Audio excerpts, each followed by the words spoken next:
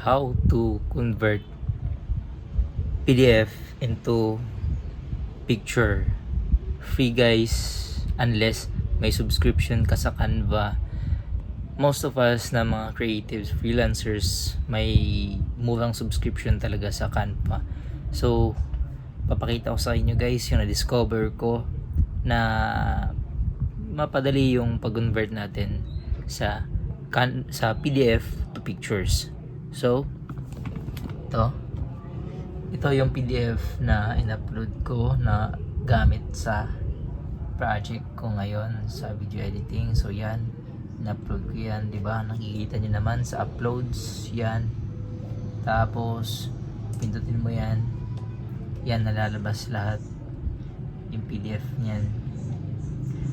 Nag-search ako online. Madaming mga paid. Hindi kaya yung 40 maximum 40 MB lang. Ito, ang laki na ito. 100 plus MB kaya ito binigyan ng client. Tapos tinry ko sa Canva.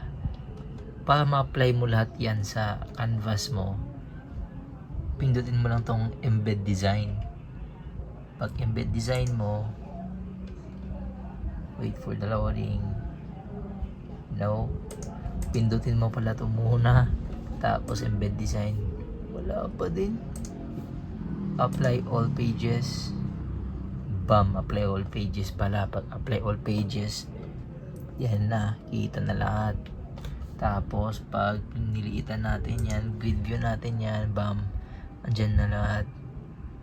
Tapos dito mo, download mo lang kung ano yung kung ano i-download mo, PNG or PDF, pwede yan. Sana nakatulong.